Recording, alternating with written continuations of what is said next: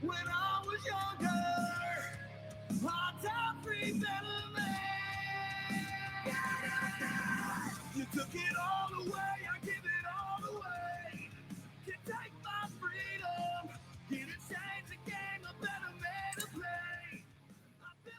Good evening, everyone, and welcome to Off the Ropes, episode 7. It's your boy Bret Swinney. Alongside me is Kyle Owens. First thing, Kyle, let's flash back a little bit. A few months back, we decided to do this. It was going to be the Bret and KO show, and it's kind of like the Brady Bunch. It's expanded. I love it. I love getting different viewpoints, different ideas, different thoughts. I love having the diversity that we got going in. It started with 2, and we just keep multiplying every week. I know it's going to be like only like a 9-square thing on here, so just like the Brady Bunch. Let's speak into the bunch. Let's bring them in. We got Brandon Ogden and Matt Diggs with us. Hopefully, Jeremy Hubbard will also join us tonight. Welcome, fellas. I got the Brady Bunch song in my head, so I'm distracted. I love that song. Well, and we got our new drum roll. We got our new overlay with our new logo, top right corner, fellas. Got a new design with the Off the Ropes here. We're on Disrespect Sports Network. For those of you that are listening to us later, subscribe to our podcast platform. We're on all podcast platforms on the Disrespect Sports Network. Not only will you get Off the Ropes, but also hopefully have some That's So Dope podcast soon, and the Disrespect Sports Show, and many more things coming. So if you like more than just wrestling, you're in the right place. And we tend to get really disrespectful about WWE around here, so it really fits. And speaking of that, first thing I want to talk about before we get to Backlash, fellas, the World Heavyweight Championship. Okay, so remind me, fellas, we have Roman Reigns drafted to SmackDown. He takes both belts with him. This is supposed to be a Raw title, correct? But then we have a tournament with half of the field is SmackDown. This makes absolutely no sense at all. Well, it's WWE, so it's not supposed to. If you don't think about it, it makes perfect sense. That's right. We might have a last-second draftee over to Raw if the SmackDown. And I think it's kind of conceptualizing the way most people would expect it to. I bet we're probably going to see a Seth versus Edge kind of match at Night of Champions, and at that point, anything is open. They should have let the 3 free agents do like a show, a match on main event, and make it a triple threat. Let someone win do a show main event. Brock against Baron Corbin against someone. Well, at this point, why don't we just add? We should have done 3 Raw, 3 SmackDown, 3 NXT, and 3 free agents. I mean. Oh, yeah, definitely. But I don't know. I just wanted to voice my grievances about that. I think that's stupid. I mean, I guess they're going to continue the Brock Cody thing for another 3 months. We're going to beat each other up 18 times. I don't know. I guess this is WWE's way of keeping Cody Rhodes busy so they can drag out him coming back up to the top later. But y'all talked about when they released the little picture, and they didn't really release who they were going to fight until later. Then I was like, oh, they're gonna run Seth and Cody back again. That's way too. And then once Brock came out, I was like, oh, okay. They never were going that direction. They're gonna go more Brock and Cody, which the match was fine, but I was ready to him to move on from that. But I guess they're not. And it's amazing how they've gone to lengths to protect him, because it's almost as if the whole triple threat concept was to protect Cody from having to take a pin in this tournament while avoiding Seth versus Cody one more time. But yeah, I actually liked it because when this came out, it was when they announced the belt, it was a foregone conclusion that Cody was like, oh, he's going to take and they're just going to give Cody this other title. It's not going to mean, it's going to seem kind of cheap. Well, now it's kind of interesting because now because you thought, oh, Cody's going to win. Well, then now they do that. Now it adds a little more intrigue, even if you don't like the Cody Brock storyline. Yeah, I think I think it's Cody's champion, or it was going to be Cody's championship to win. I think it's Seth's championship to win now because they got to get Cody back to Roman to finish his story. But I mean, again, it was the most predictable booking you could have to have Cody in that triple threat. You knew he wasn't going to take the pin. You knew Brock was going to get involved somehow. So, I mean, it was kind of predictable, but at the end of the night, I think we got the outcome that we all knew was going to happen, which is Seth going on to Night of Champions. You know, I'm going to disagree with you, KO, on one thing. Because Brock is such a part timer, I was not expecting him to come back. I thought he'd be going off till SummerSlam. So when Brock came back and laid Cody out, I was a little surprised because this is the most we've seen Brock in a while. I mean, Brock does not do show after show after show, and we've had him quite a bit over the last couple of months, including WrestleMania. So maybe they're trying to get all of his appearances out of the way early in the contract, but I was personally shocked. Well, is it because they got the Saudi show? Is that why? That's what I was about to say. They got Saudi coming up. The Prince has to have Brock over there. You have to have those big names. So he's going to pay well, so he's going to be there. Exactly. Brock's there for the payday. That was my. I see what you're saying. That was my thing though. Is that there's a big payday coming up in 3 weeks that they're not going to let Brock miss out on that. So I figure. I hope. I heard what you said at the start, Bret, but I hope that this second match with Brock and Cody at Night of Champions kind of finishes things, and Cody can focus on Roman, maybe Cody Roman at SummerSlam. Oh, I hope so too. I just know how it goes. You know, we got to rematch it 18 times. You know, I know. I'm hoping that they get it out of their system at Night of Champions so we can move on and not see Brock and Cody go at it again. But I don't have high hopes for that. Now let me ask you, KO, if they said that they keep referring to this as a fight, if they put this in the fight pit, are you more interested? Yeah. I mean, if it's a no DQ, even if it's a street fight or even a steel cage match, any stipulation. Here's the thing: it needs to be a stipulation. The show is Night of Champions. This has nothing to do with the championship. So, in order for it to be on the premium live event, it needs to be a stipulation, whether it be a last man standing, steel cage, fight pit. There needs to be something going on. But the way that they keep using that word fight, I want to fight. I could see a fight pit happening between Brock and Cody, and that would interest me a little more than just a normal one-on-one match between the two. Yeah. All right. Well, let's talk about the final results here.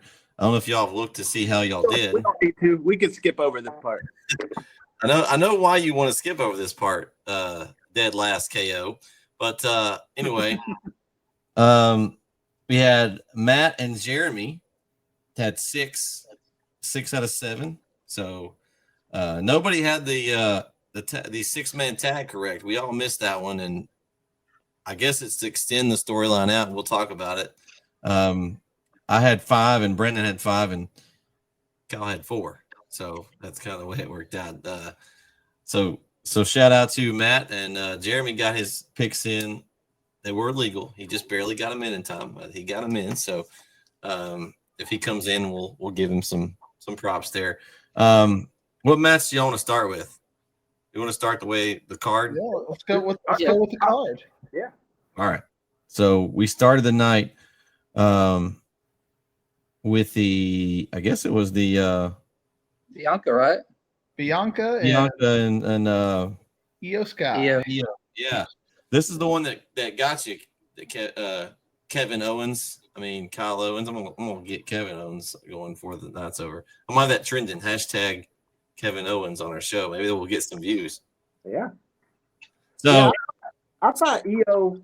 I just thought it was time for Bianca to give up the title. She's got the 400 days now. Yeah. But you could tell the crowd was very pro Io in Puerto Rico. First off, the crowd the whole night, chef's kiss. They were phenomenal. That Puerto Rico crowd was outstanding. Love that. But they were very pro Io throughout the night. So I kind of thought maybe WWE would go with the crowd reaction and give Io the championship, but Bayley had to come out and ruin it for Io. So that's building the storyline between Damage Control. So I see what they're doing. I thought that it was a good time to take the title off Bianca. Evidently not yet, but I think her title reign is going to come to an end soon. I'm predicting SummerSlam, it comes to an end. I don't know against who, but I think it comes to an end. Were you shocked, Brandon, about kind of? I was shocked that they started turning on Belair, and I wonder if we're going to start to see this in some of the more passionate crowds like Chicago and whatnot. That maybe Bianca has, obviously it's not going to be in Knoxville this Friday or anything like that, but maybe to the mainstream fans, she's lost her luster. Yeah, and we talked probably about 2 or 3 episodes ago about how I think it was probably before Mania. I'd maybe see a Bianca turn, but some of the pushback is she had such that. I mean, she's had that big crowd behind her that you didn't want to turn her, and then you don't have that person to get behind. It should become somewhat like the new, like the women's John Cena that people had kind of got behind, and so you didn't really want to take that away because she had been such someone could root for. But it would be fun to see her kind of go back to that heel, like we kind of talked in NXT, and maybe that comes soon if the crowd as she keeps winning, the crowd keeps kind of like you said, turn it. But we'll see if that was just in Puerto Rico or if that continues after, like you said, after Knoxville. Well, with Io Sky,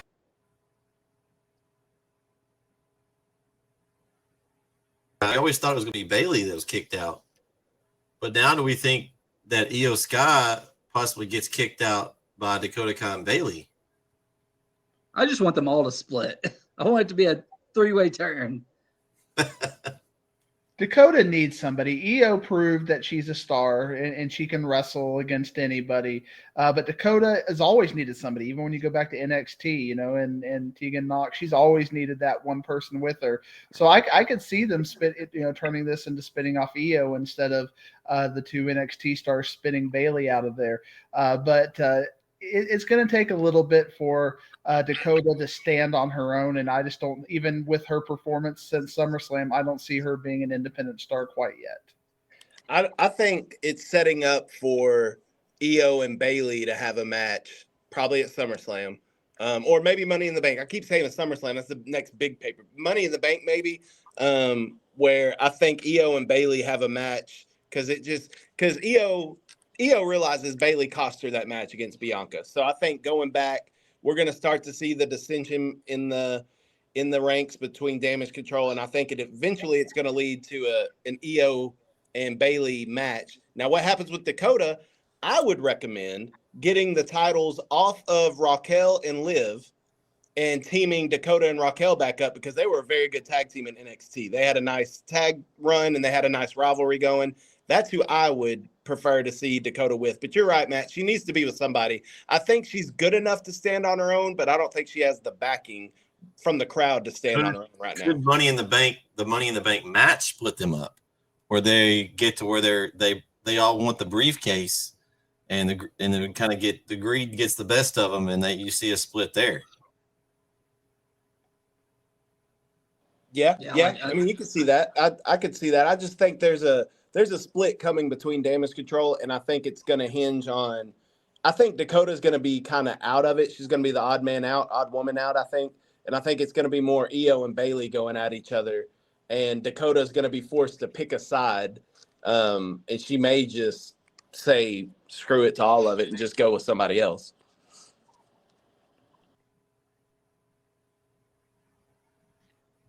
Yeah, I mean, I agree. And as far as the match, I mean, I think it was a fun spot match, like we kind of expected. You got Bianca, the athlete, and Io, who flies all over the place. There were some real fun spots in this match, so it was a good first match.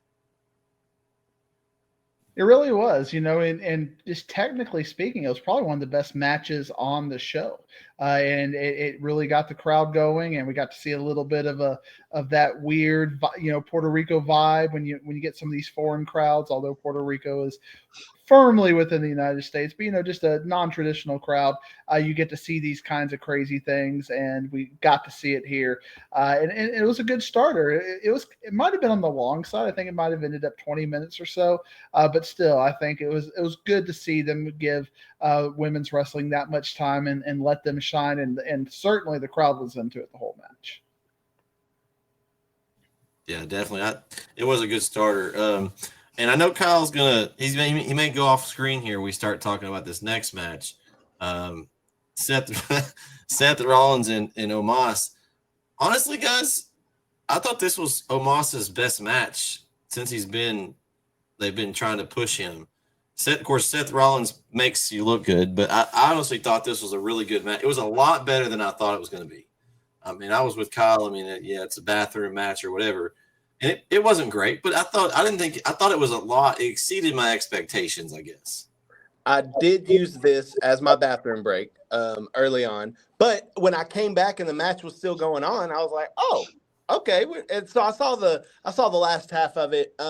I agree. This was the best Omos has looked in the ring his entire WWE career, I think, and that's a big credit to Seth Rollins because Seth could bring a wet paper bag to a great match in the ring. I mean, he's that good. But I'm not going to say I enjoyed the match, but it wasn't as disrespectful, if you will, as I expected it to be. Yeah, I like that wordage was good.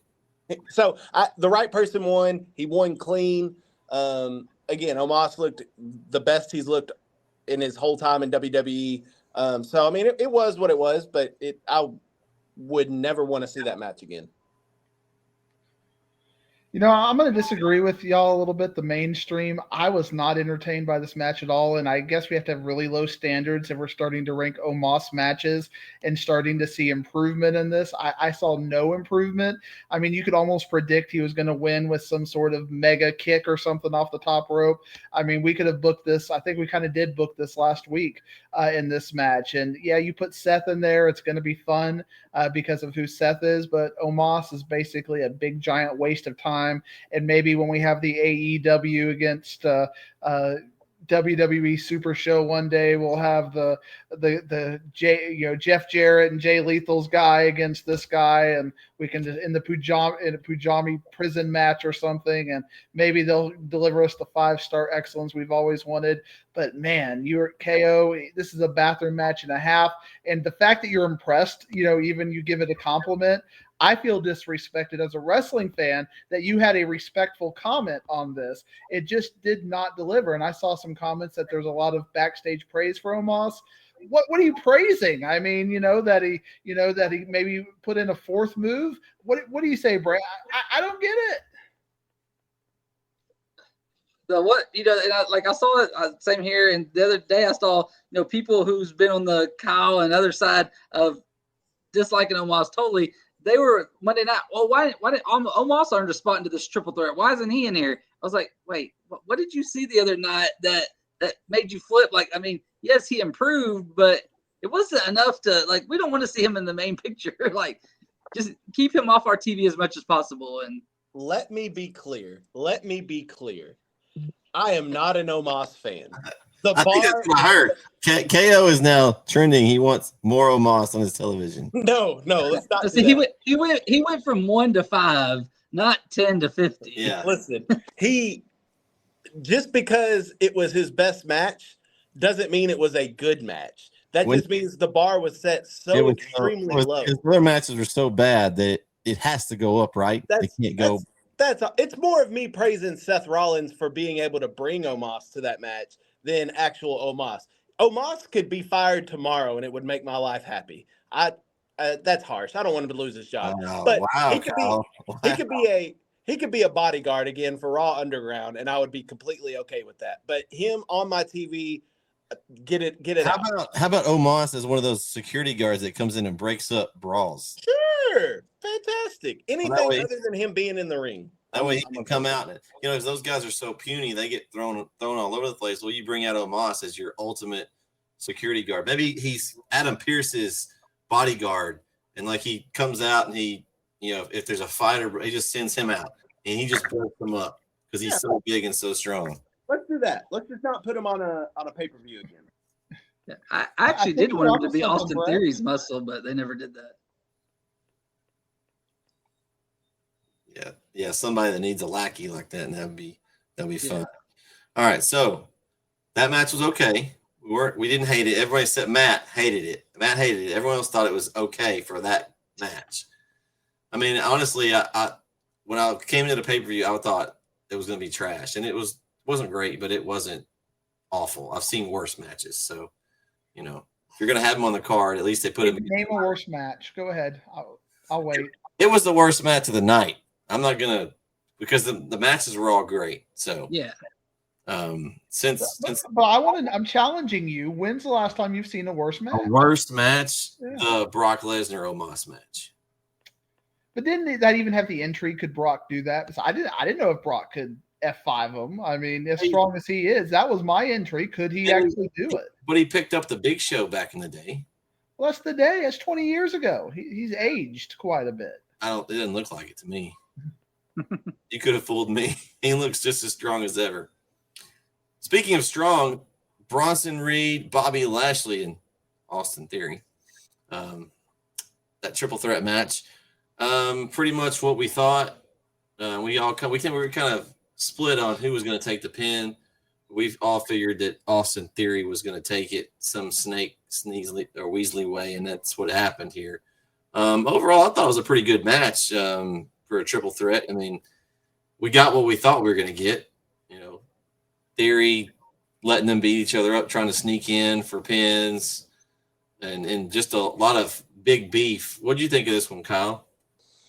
It was okay. I would have preferred it to go a little longer, I think, because I'm a big Bronson Reed fan.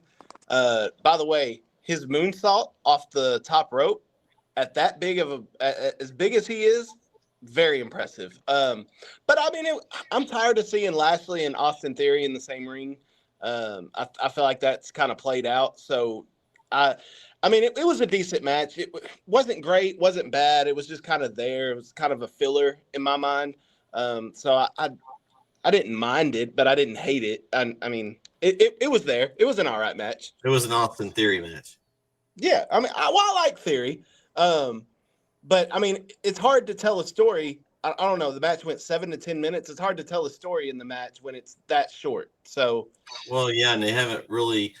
Theory's just been kind of, I don't know. He hasn't really had a big feud against somebody like Lashley. That's old. That should have been gone 2 or 3 months ago.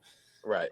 All of a sudden, Bronson Reed comes in. Is there a reason why he just jumped in? He wants a title shot. I think they need to move. If they're going to keep Reed going for it, maybe they need to tell a story between the two before they just have a match. It definitely needs a story. But, I mean, as the match at Backlash, it was okay. Nothing overly impressive to me. Yeah.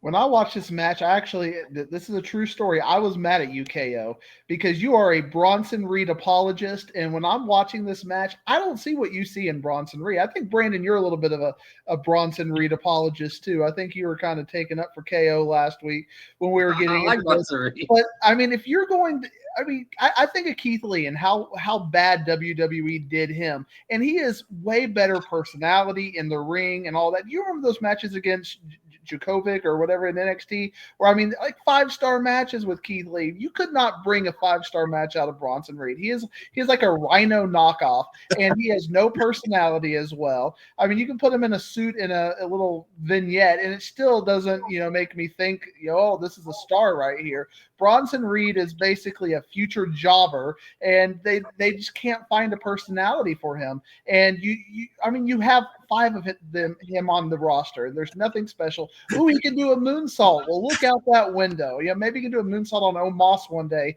in our 5-star experience or whatever. But Bronson Reed is pretty much worthless, and it happened exactly as I expected it to. And maybe he can go back to main event where he belongs, or maybe even NXT and get some seasoning. I'm mad at UKO trying to promote Bronson. You too, Brandon, trying to promote Bronson Reed like he's something. Kyle, I'm gonna let you have your rebuttal first, and then I'll go. Wow. Well, he kind of took my rebuttal. I was going to ask, were you not entertained by the 350-pounder doing a moonsault, a perfect moonsault off the top rope? Bam Bam Bigelow-esque. Diggs does moonsaults every day, so he's not everybody's cup of tea. I've ran into a lot of people that are in love with Karrion Kross. I'm not a fan. Like I don't think he's that great. But I mean, so it's different strokes for different folks. I'll take the responsibility of pushing Bronson Reed on you, because one day when he becomes a star, Matt, you're going to look back at this situation. You're going to be like, you know what? KO called it. KO and Brandon called it early on that Bronson Reed's a star. So He'd be I'll take it wrestling for right now. 70-year-old Rhino in a bingo hall. That's what he's going to be doing. So first off, Gore. First off, let me say, I love Keith Lee. That's probably my favorite. Like, he was my favorite wrestler when he was. I mean, he's still one of my favorite wrestlers. But so Keith Lee, there's like no comparison there. Like, you used like maybe the absolute bar to compare. So Bronson Reed is not Keith Lee, but I do like Bronson Reed, and especially in that match, I thought he looked great. Like, I thought he was probably the most impressive in that match, still losing.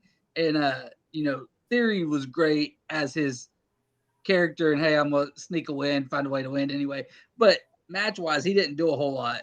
Where Bronson Reed was the one who was. I mean, I thought for the most part, Bronson Reed kind of carried that match. Bobby stuck back and did some spears, and then and Bronson did the unimpressive moonsault. But and then as far as Theory, is anyone else upset that he's in this world title triple threat? I mean, he's a U.S. champion. He seems to be. He's a U.S. champion. Yeah. Is there nobody else you could put in there? Because he's going to have a match at Night of Champions anyway. Like, so you're just basically wasting a spot. Like, yeah, you could have put Bronson Reed in there. I'm gonna stir the pot up a little bit.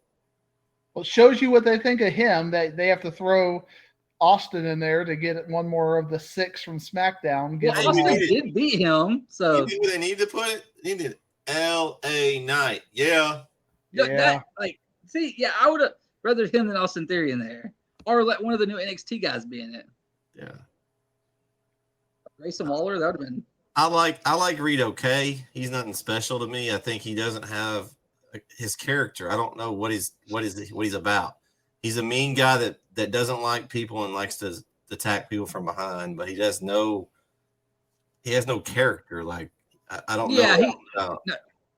That's where he's like nowhere near when he was bringing up Keith Lee. He's nowhere near because Keith Lee had a personality and character. But like in the ring, Bronson Reed, I mean, he looks really good in there, but he's going to need someone to talk for him. Yeah. And that's the whole element of my point is if you couldn't make a star out of Keith Lee in the WWE. Well, they could have. That was Vince's fault for changing him to Bearcat. They could have. That was stupid. I still don't know why we're still calling Seth freaking Rollins. Why can't we just call him Seth Rollins? Why does it be freaking Rollins? I don't get that. I don't know. My son likes it because that's the only time we let him say freaking. It's a proper noun, so you can say it. Oh, yeah. Oh man.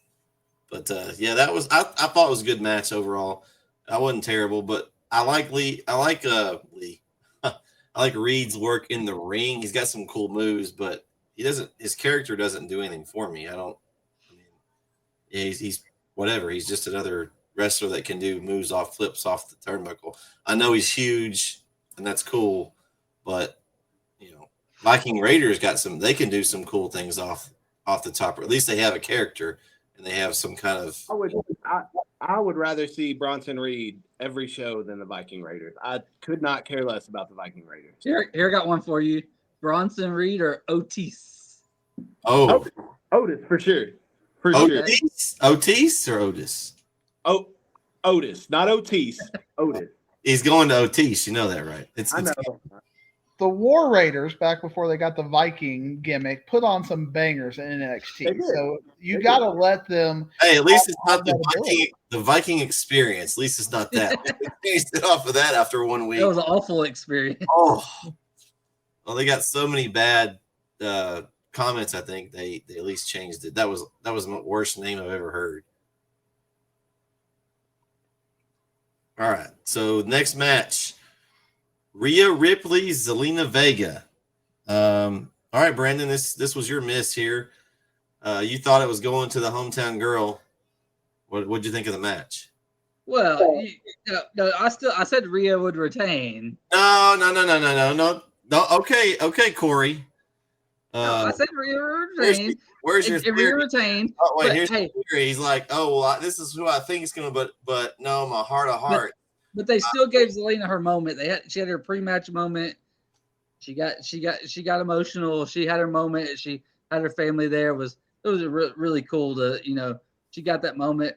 I saw some of the backlash of her crying. Like, it's like, let her have her moment. She earned it. She enjoyed it, and people were giving her a hard time about that, and I didn't like that. But like Rhea, I mean, it's Rhea Ripley, and she's going to hold that title for a while, and she gets stronger every show. Her character, her in ring. I mean, like, I don't know if WWE will ever do but it was always Charlotte I wanted to see go against. I want to see Rhea go up against some dudes. Like, I want to see her go against anybody because it just, well, but maybe not Zelina again because she just overpowered her. But the toughest person I want to see Rhea go against because how about she she's goes so strong and takes the U.S. title from Austin Theory because whoop Austin awesome. Theory. But like, who was it she stood up to the other? Oh, she scared Tozawa the other night. It was hilarious. That was Tozawa just. Let's be real. He Tozawa tell her probably in. scared of his own shadow. Yeah, but it was still funny. He wasn't scared of Dom Dom. He was scared of Tozawa. He's still roaming around in the backstage looking for that 24/7 title. I'm glad that's gone. That's one positive. He's still looking for that because that's the only time you ever see him is in the back stage area. Yeah, this was a no-brainer. Zelina just, when you have the eyeball test, she does not, you put Rhea in the ring and Zelina in the ring. It's, Zelina's not ever going to beat Rhea in any fantasy booking thing unless she gets some sort of Rey Mysterio vibe or something, which I know they're trying to play up. But at least in the women's division, you don't see that underside, Alexa Bliss maybe, but that's why I think they have a hard time finding storylines for Alexa right now is because she's not as believable against some of these really talented female athletes that they have. So, I think that they, need to develop something with Zelina. I'm glad they're trying something. But to me, this was a no-brainer victory for Rhea. And, it was entertaining as far as the crowd was into it, but there was no chance where I thought Zelina was going to win this match at all. Wait, is she coming back? I think she's coming back with Bray Wyatt. Oh no, I'm sorry. I'm writing storylines over here. They would never do that. Bring back a good character like that. Can't do that. I thought it was a decent match. It wasn't bad. I was happy for Zelina. She came out. The Puerto Rico flag looked great.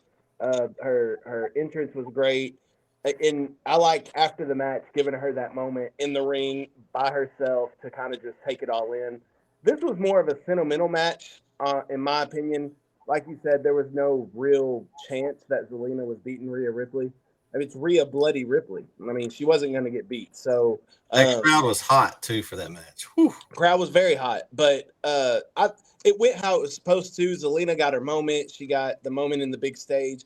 I'm okay with it. It happened like it was supposed to. There wasn't a lot of interference from outside. So, and she threw a chancla. So shout out to Zelina.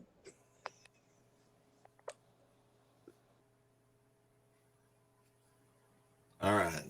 Anybody else got any thoughts on that one? We good? Next one, the should have been main event.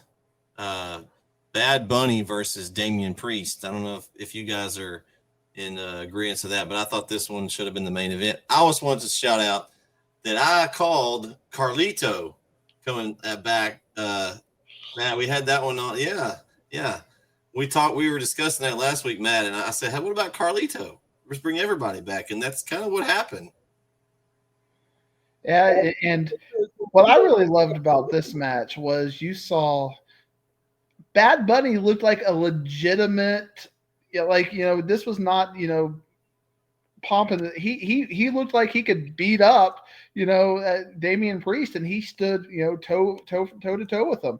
I love the match. I didn't even think it needed the crazy middle. It was good enough to stand on its own.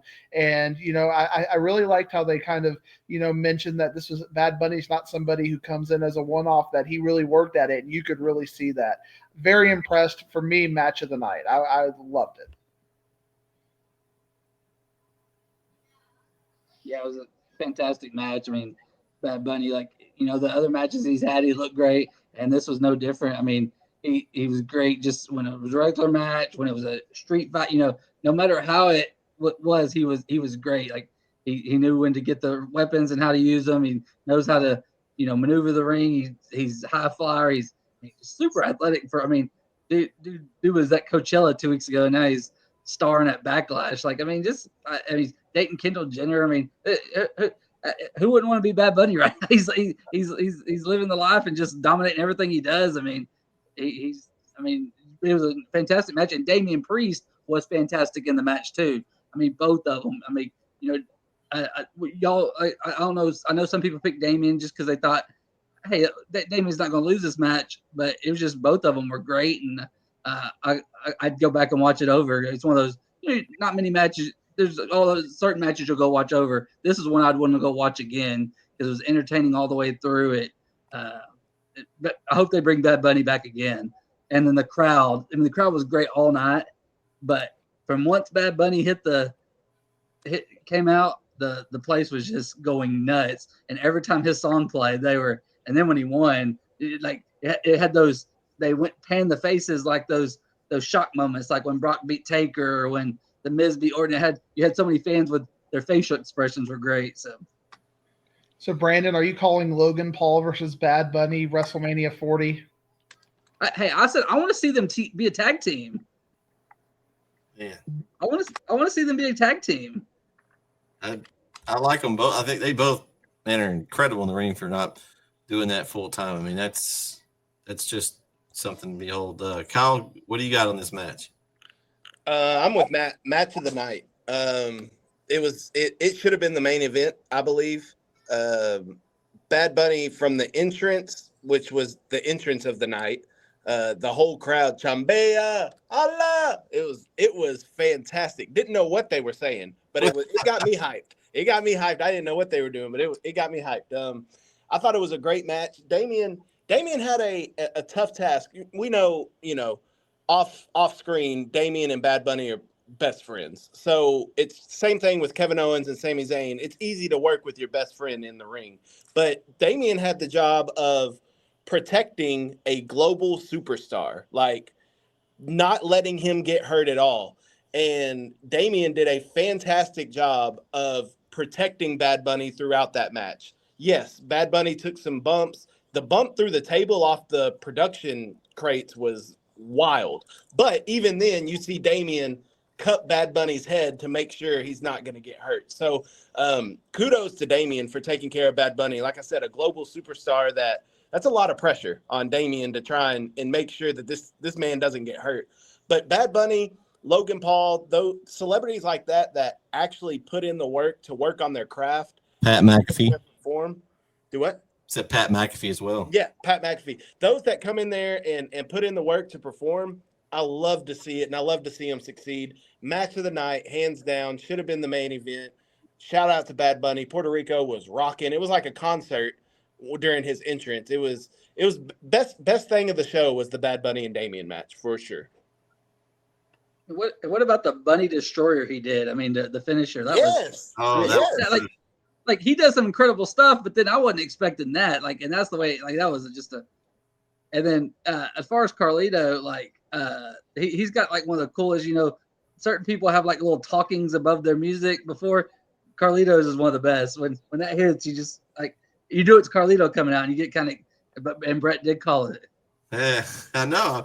I was just it was halfway a joke, but you never know when they go to these shows that.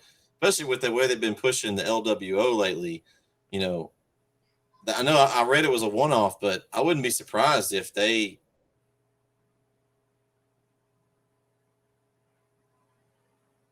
because from what I've been told, their merchandise sales have been off the charts. I really wish they'd give them a little bit more of a push. Maybe give them some kind of title run. Maybe get a belt on somebody. And kind of give them a push up the card because, it's kind of a hot thing right now. And it's, WWE doesn't do a great job of putting people over like that. And it's kind of just put itself over. So I think they need to take advantage of it and let it and run with it.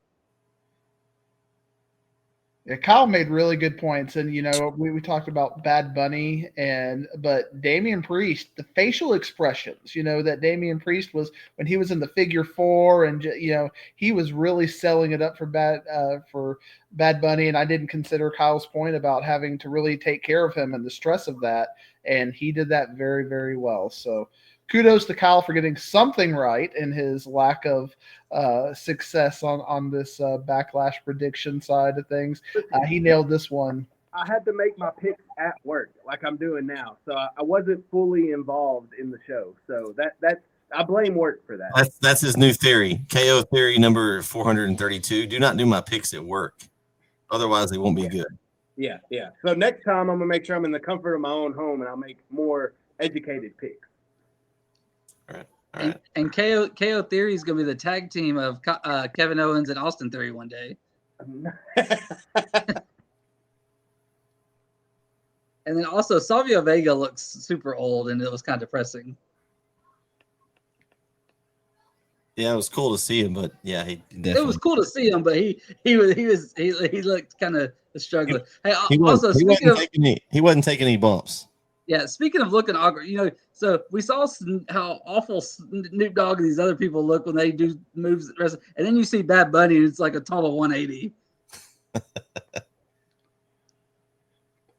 But gentlemen, to quote Kenny Omega, I have to wish you a fair adieu, and I look forward to popping on and watching the rest of it, and maybe KO can be right about something on the rest of this show. I'm going to challenge him and encourage him to step up and be the leader, be the stunner that we need him to be for the rest of this show. Well, thanks for joining us, Matt. We appreciate it. Hey, take it easy, Matt. Just keep fighting. I'm gonna just keep guessing, and I'll get one right eventually. Guessing is the key word with you, from what we learned last week. So. We have a couple of pay-per-views here in a few weeks, and maybe we can have you back on for those, Matt. Thanks for joining us tonight. We appreciate you. Thank you, Matt. That is the professor himself, Matt Diggs. Thanks him for joining us. Well, that's not fair. He's a professor. He's supposed to get things right. Yeah, he has to be right, correct? Yeah, I'm not a professor, so I don't have to get things right. No, we're gonna start. Brandon? Did you say it was the KOCM tag team? Is that what you were going for? The theories?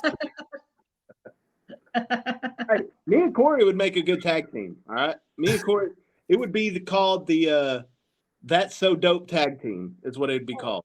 Oh, there's a cool show coming out on our network here pretty soon. That's so dope. Yeah, I still want to be a guest on that. Hey, you're talking to the wrong person. Me and Kyle, we hadn't got invitations to That So Dope yet. So it's above your pay grade. Yeah, I guess so. I'm not in that. I'm not in the know on that. But I did hear from a birdie that there possibly in a few weeks there'll be a first episode released on the Disrespect Sports Network. So. All right, so let's go on to the next match. We have the match that no one got right. The Usos and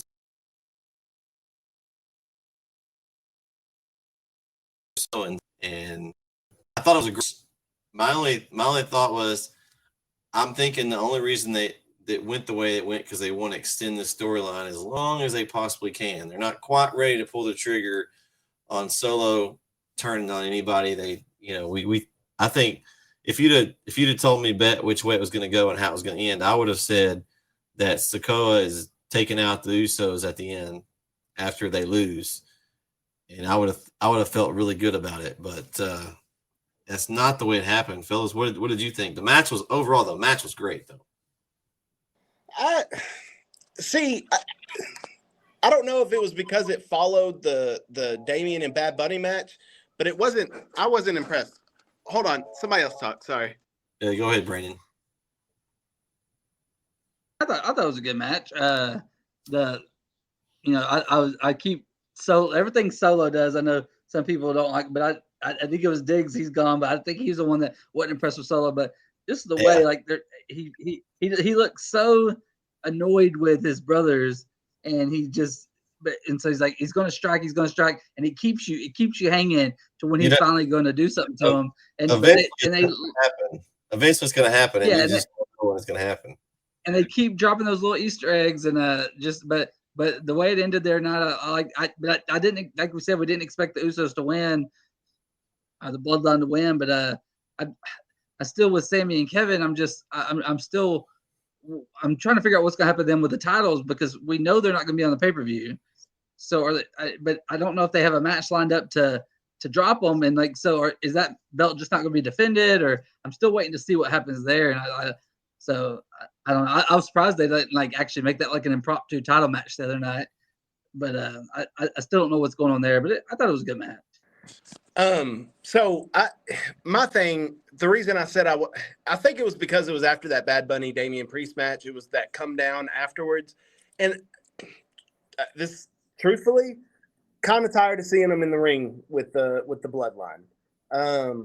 I'm just ready for them to move on. I'm kind of ready for them to move on to a title campaign with somebody else. I'm ready for the Bloodline story to advance, which it kind of is. We keep seeing glimpses of Solo nearly took out who was it, Jay?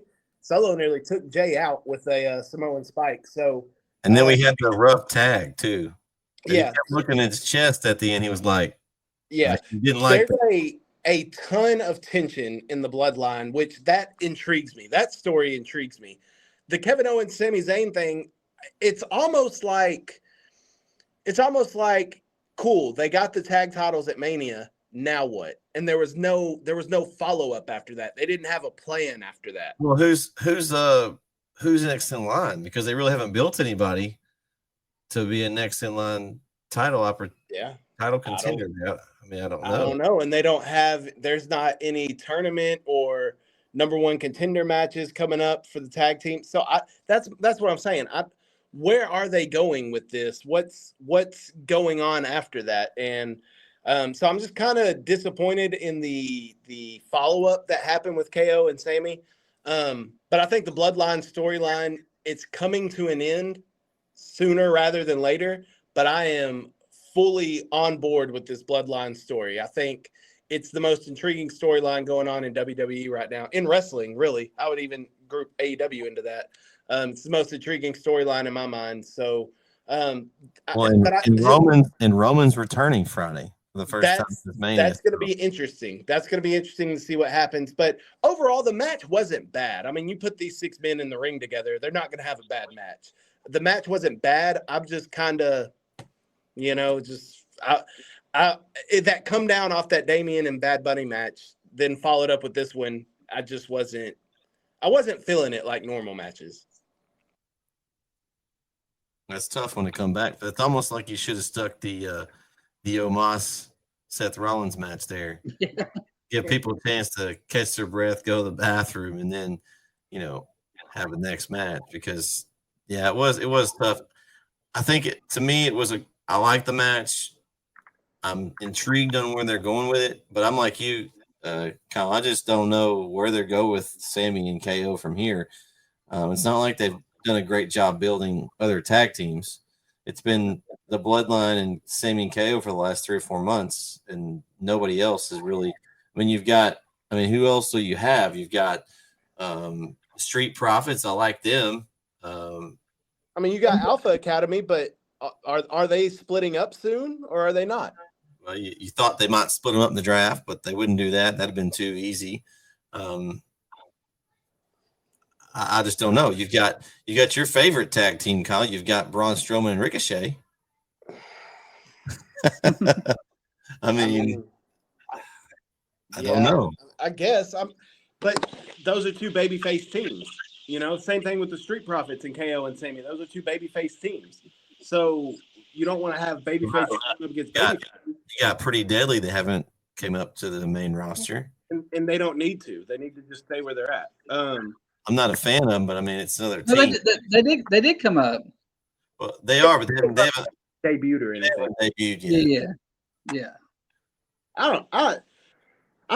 don't know what the plan is for KO and Sammy, but it almost feels like their title run is now just like that. Like I said earlier, it's like they got to Mania. Okay, we're going to give them the titles, but they had nothing on the follow-up after that. They had nothing lined up after that. It was just just keep fighting the Usos to eternity.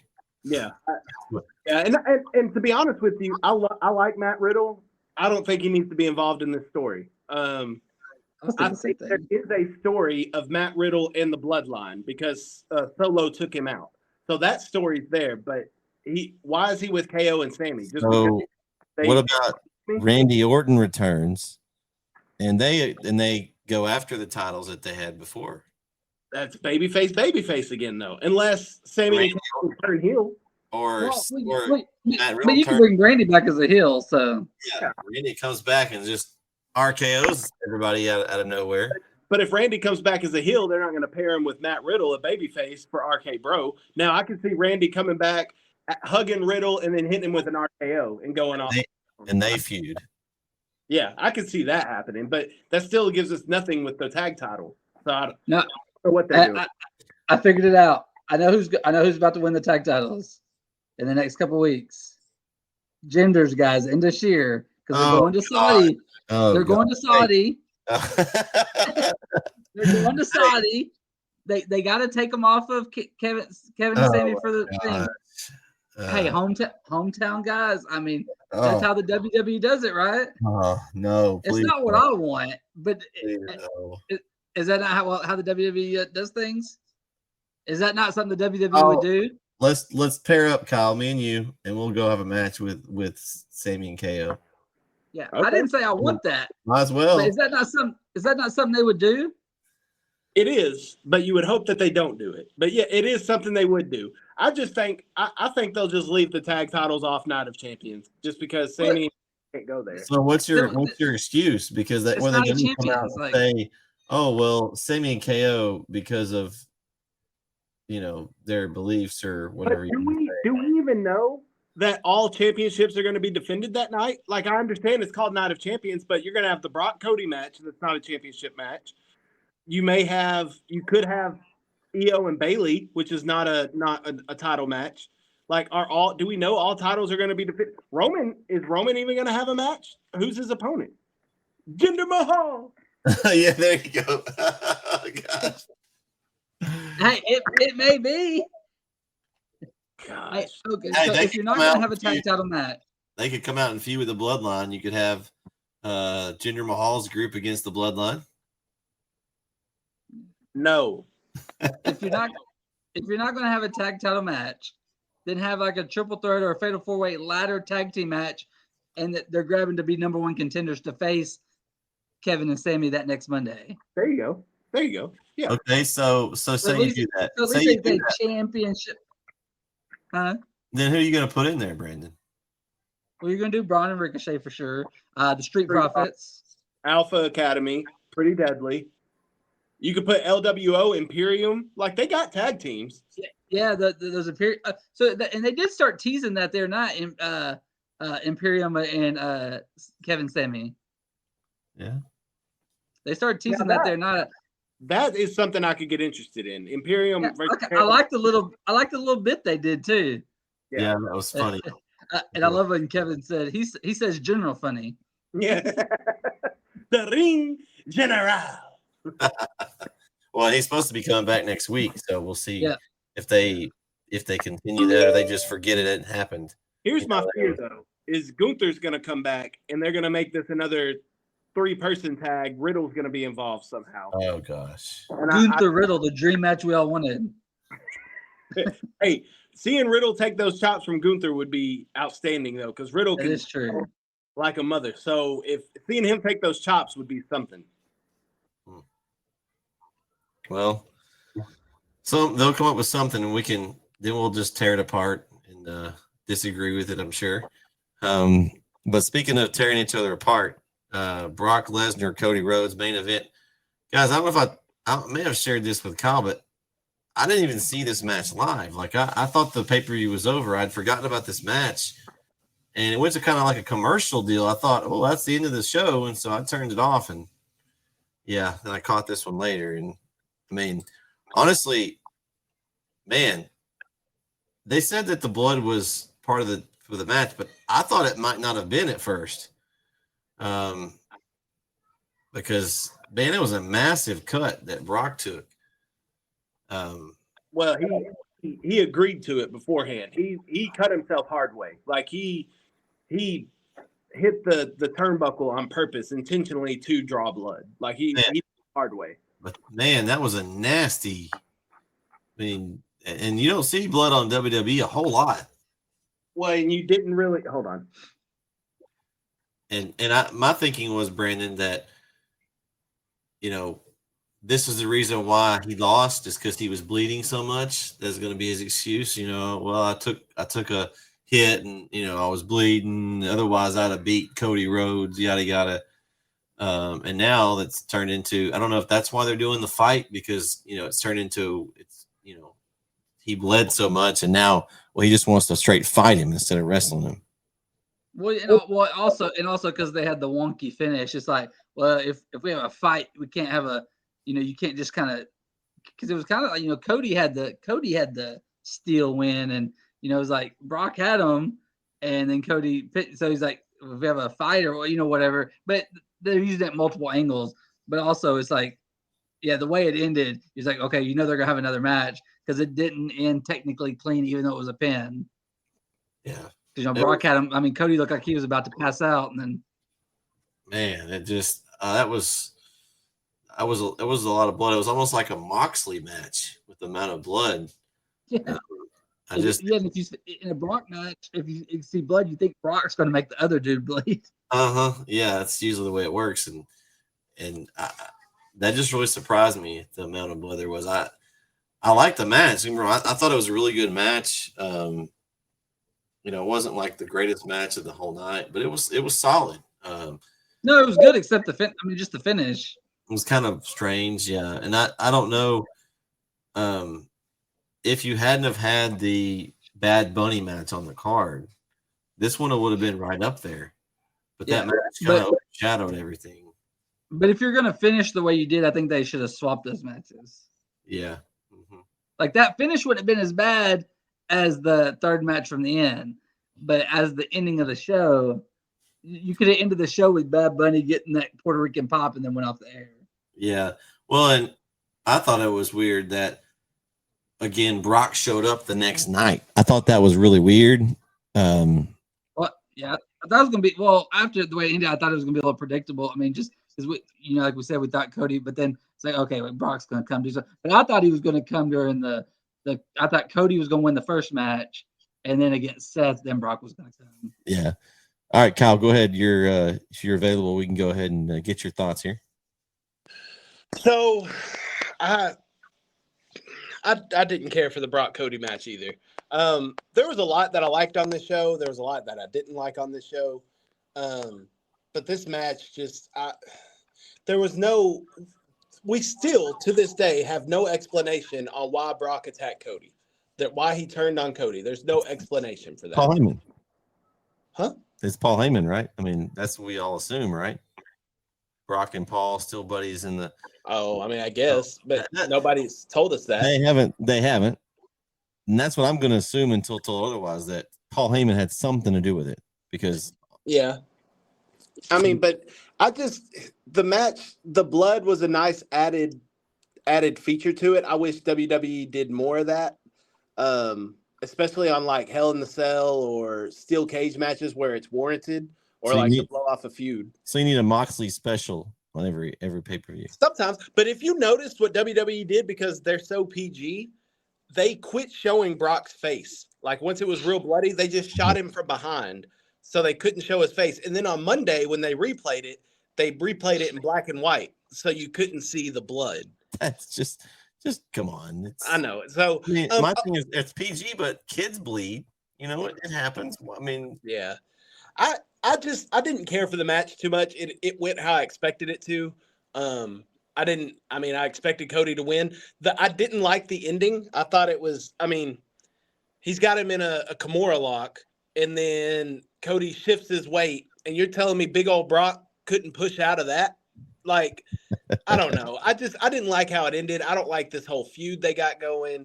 It's confusing. It's confusing. It doesn't make any sense. And it looks like we're still going to get at least 3 more weeks of it. I hope that it's the end of it at Night at Champions, but I have a bad feeling that it's probably not. Yeah. That's my thinking too. I think we're not near done with this. They're going to beat each other up, and then Cody's got to rise from the ashes, and then what's he going to do? Have to win the Rumble again to get back to? I would have him winning the Rumble. What I would do with Cody is, because since him and Roman are on separate brands, how is he supposed to get back to him to finish the story? What I would do, I would have Cody win Money in the Bank. That way he can cash in whenever. And knowing Cody, he's not going to do some slick, oh, you're beaten down, let me cash in. He's going to tell him, hey, at SummerSlam, I'm cashing in and I'm coming for you. Yeah, I like that. I see Cody winning Money in the Bank. It would be dumb for him to win Royal Rumble again, because there's no point. But I could see him winning Money in the Bank for sure. And then he doesn't have to wait. He can cash it in at SummerSlam, like you said. Yeah, I like that. See, Matt, when you watch this back, I did get something right. See, look at that. Hey, you gotta keep record of it, so you'll be able to look. I think it's possible. I also read where they're trying to get Roman Reigns' title reign past Hulk Hogan, which would put him next September or something like that, keeping the belt. So I don't know. That's a long time to draw him out. I don't know what their ultimate put over is. And I honestly don't think Cody needs to. He wants to finish his story, but does it have to be Cody he puts over? Cody's already so over. That's why I always thought that maybe Solo, you put him over at some point. I don't know. No, Matt's not a Solo fan. Me and Brandon, Kyle, how were your thoughts on Solo? I love Solo. I think they have done everything right with Solo from the moment he stepped foot on the main roster. Could you see that as they use him? He finally gets fed up with being Roman Reigns' henchman and keeping the belt, and he eventually turns on Roman, and then he's the one that dethrones him and takes over head of the bloodline. I don't necessarily think he's going to. I don't think him or the Usos are beating Roman. But what I do think happens is that they cost Roman the championship. Somehow they don't come out and help him or something. I feel like they're involved in him losing the title, but I don't think directly one of them takes the title from Roman. So do you think it's Cody then? I think Cody takes it at SummerSlam. Does he need it though? Talking about trying to put somebody over. This is a huge, this is almost like Undertaker's streak. Yes, I know it was like a bunch of matches, but this has been 3 years worth of winning matches in a row. Like, this could put someone over for the rest of their career. Does Cody Rhodes need that? I don't think he needs it. You could really put somebody over. But Solo's getting over right now, just being associated with the bloodline. Like, his stock is rising. True, but if he was to be the one that dethroned the head of the table and takes over the table, Roman Reigns takes some time off and he continues to run things. I mean, he would be immediately over as a legit top star. But the problem is, from ever since Cody stepped foot back in WWE, the whole story around him has been getting this WWE championship. Yeah. That has been the story from night one when he entered the WWE. So are you just going to throw that to the wayside to give Solo a title? I mean, I think Cody has to finish the story. It has to be Cody has to take it from Roman in order to complete his story. Now, what happens after that? Who knows? But I don't think Cody needs a title. I don't think Solo needs a title necessarily. I think they can both grow without a title. But I think storyline-wise, with everything you've done with Cody, it would be creative suicide to not give him the title after you built up him getting a title this whole time. But we are talking about the WWE. This is true. Who knows? Brandon, how would you write it up? Oh, man, I really don't know what they're going to do. But, I mean, I don't see Cody winning at SummerSlam. I think it's going to be a little longer than that. He may win Money in the Bank, but I don't know how they're going to maneuver that, because even if he wins Money in the Bank, I don't know if he'll take it from Roman or if he'll go after this other title, the one on Raw, or maybe he beats Brock again this week, and when he goes and tries to win Money in the Bank, Brock takes him out again. That seems like something they would do. And so I just don't know what's next for Roman, because he's going to have a match at Money in the Bank, so it'll be interesting to see. He's also going to have a match at Night Champions, So first we got to see who he faces there. He's going to win, and then see how kind of where they go from there. Yeah, that's definitely looking ahead though, guys, to our next episode possibly. We should have a big preview show on episode 8 here, most likely.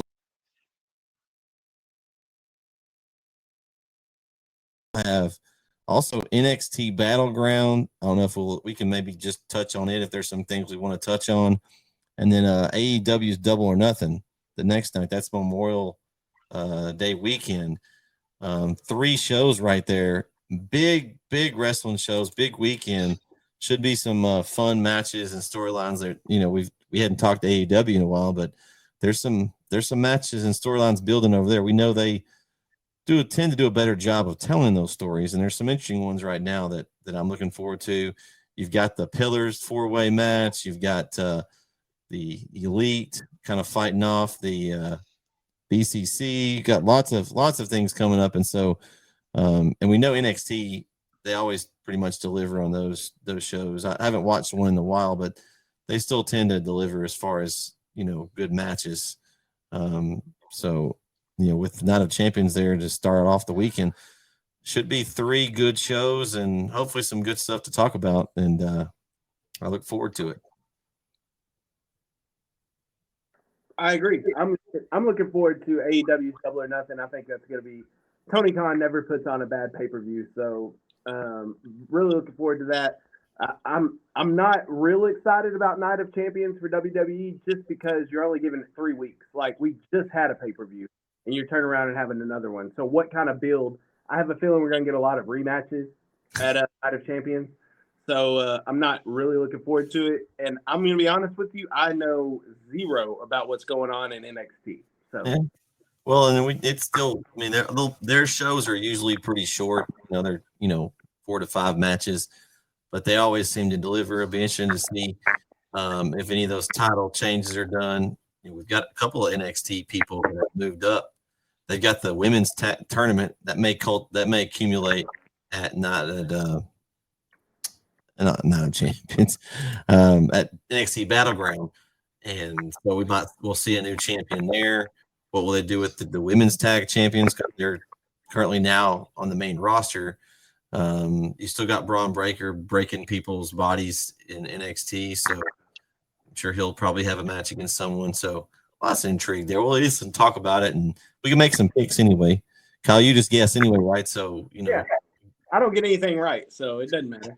Hey, it's a 50-50 shot, You at least know who the people are, so. Yeah, that's true. That's true. So.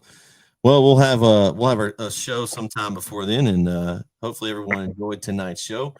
We'd like to thank Matt for joining us tonight, and we're going to have to send out a hashtag. Where is Jeremy? We're missing you, Jeremy. We've missed you the last 2 shows. I don't know what happened. Be out on Jeremy. Hopefully we can get him back with us and have another good roundtable discussion. For those of you listening or not subscribing to us, we're on all podcast platforms. So if you want to listen to us going down the road in your car, you can subscribe to the Disrespect Sports Network, and we'll have all our shows on that stream. Also, we're on the L4 Media YouTube channel, an audio version.